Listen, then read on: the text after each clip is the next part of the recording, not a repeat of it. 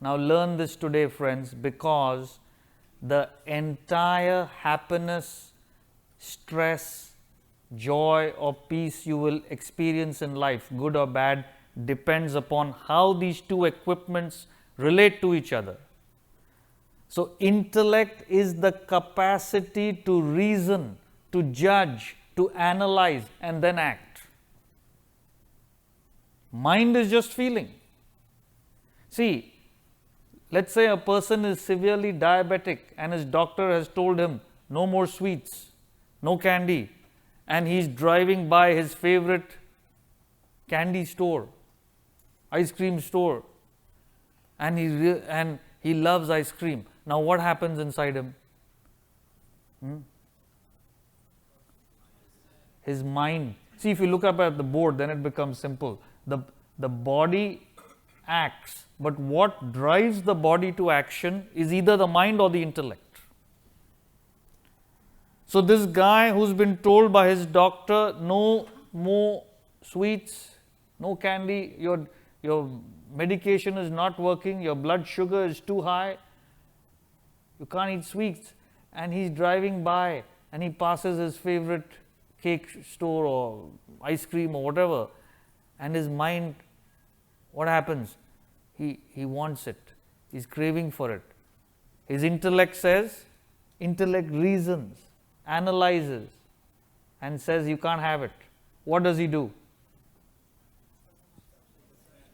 Goes and has it. Everyone will go and have it.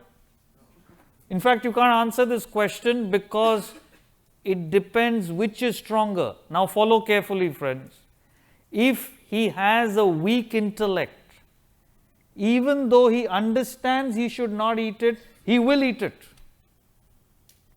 So all the problems in life which a lay person calls as stress is the mind overpowering the intellect. You know, there are 1,000 accidents in America, either fatal or severe injuries every day, texting and driving. You know that? What happens? You're on the road. You hear the text tone. Your mind feels like looking at it. Intellect says, no, you got to be on the road. For a second you lose your intellect, you're gone. How many cases? You must have read in the papers yourself. People have lost their own children, have destroyed other people's lives. Just basic intellect is not there in the world. Could be a simple thing like a sweet, it could be texting, driving.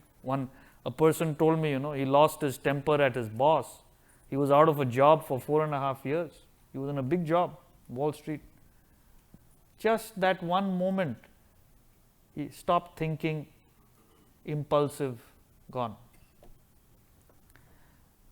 You know what's happening today? This raging problem is these addictions, right? These medications and drugs and alcohol. What is an addiction? One line definition of addiction. There are books and books written on addiction.